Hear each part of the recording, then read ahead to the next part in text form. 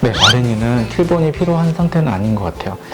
저희가 이제 아랫니 쪽에 대한 킬본이 따로 디자인이 되어 있기는 해요. 근데 아랫니 같은 경우는 앞니를 봤을 때 굉장히 뼈가 좁고 얇게 되어 있기 때문에 저희가 조심스럽게 결정을 하죠. 그리고 아랫니는 비교적 윗니보다는 일반적인 치아 이동으로서도 어느 정도 우리가 얻고자 하는 어떤 입술이라든지 잇몸뼈 변화를 좀 얻기 쉬운 구조를 갖고 있어요. 그래서 아주 심한 경우 아니면은 아랫니 쪽은 킬본 장치를 안 쓰는 경우도 꽤 있어요. 물론 쓰는 경우도 있지만 그런 경우를 저희가 좀 신중하게 결정을 하는데, 지금 본인께서는 이렇게 아랫니 쪽은 킬본이 필요한 경우는 아닌 것 같아요.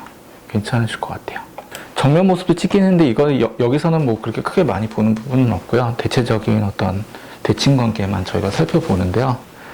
물론 사람이 기계가 아니니까 정대칭인 분은 별로 없어요. 오히려 약간 보면은 오른쪽이나 왼쪽으로 좀 치우쳐진 그런 흐름이 있는데, 그런 걸로 봤을 때는 임상적으로 봤을 때 그냥 대칭이 잘 맞는다라고 판단할 수 있는 정도인 것 같아요. 일단은 윗니는 킬본 장치로, 아래는 일반 교정 장치로 진행을 해보고요. 1년 정도 가까워졌을 때 제가 다시 엑스레이 사진 찍어보고 그걸 가지고 또 얘기를 나누는 시간을 가져보면 좋을 것 같아요. 그래서 일단은 잇몸뼈 변화 위주로 해서 얼굴의 변화를 살펴보면서 치료를 진행하면 좋을 것 같습니다. 불가능하진 않아요. 그러니까 특히 이미 발치 교정을 한 분들 같은 경우는 그렇게 시도를 해보기도 해요. 근데 그런 경우는 이미 이제 교정 발치를 해서 앞니 쪽에 대한 모양 형성은 자연스럽게 형성이 된 상태이기 때문에 이제 사랑니를 발치하고 뒤로 후방을 이동을 하게 되는데요. 여기 보면은 여기 갖고 있는 잇몸뼈 모양이라든가 앞니의 위치가 바로 여기부터 진행이 되어져 온 부분도 있거든요. 그리고 킬본을 쓰는 동안에는 잇몸뼈에 변형을 주지만 다시 브라켓을 이용해서 치아 배열할 때는 치아 각도도 조절을 해줘야 되는 부분들이 있어요. 그래서 킬본 교정 이후에 치아 배열할 때도 그렇고, 아까 말씀드렸던 그 소구치, 작은 어금니 공간에서 배열이 되어야만 사실 치열이 이뻐요. 그리고 여기 사랑니 공간을 불가피한 경우에 그렇게 사용을 하긴 하지만 지금 이 상태에선 사용하게 되면 그렇게 큰 효과를 보지 못할 수가 있고요.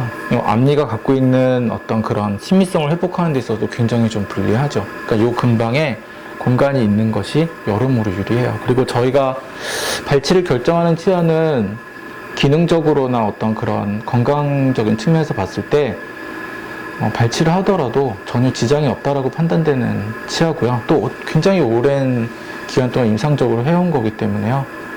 네, 그 부분에 대해서는 괜찮을 것 같아요. 뭐 그냥 실험적인 데이터로서 붙는 강도를 비교를 해보면 그냥 일반 자연 치아보다는 그렇지 않은 여러 가지 재료에 붙였을 때 부착 강도가 떨어지는 거는 사실이긴 한데, 임상적으로 그렇게 크게 유의성 있게 불편감을 유발할 정도로 그렇게 부착 강도가 떨어지지 않을 만큼 재료가 많이 발달했어요. 그래서 뭐 그냥 결론 말씀드리면 괜찮다 이렇게 말씀을 드릴 수 있어요. 그냥 별 지장 없이 진행을 할 수 있을 것 같아요. 요런 여러 가지 디자인이 있는데요. 이 디자인은 이제 갖고 계신 상태라든가 개인적인 그런 상태에 따라서 맞춤형으로 제작이 됩니다. 굉장히 본인한테 잘 맞고 또 필요한 부분에 대해서 선택을 할 수 있는 여러 가지 요소들을 첨가할 수 있어요. 굉장히 개인화된 장치죠. 그래서 윗니는 요걸 사용해서 치료를 좀 진행해 보도록 하고요. 교정 치료라는 게 이제 아무래도 불편한 점이 좀 있겠죠. 그러니까 많이 궁금한 점도 막 새록새록 생기고, 제가 설명드린 이외의 내용, 세밀한 내용들에서도 또 여러 가지 궁금증이나 불편감이 있으실 거예요. 그런 부분들을 저랑 잘 해결해 가면서 그때 해결해 가면서 좀 하면 좀 좋은 결과 있을 거라고 예상합니다.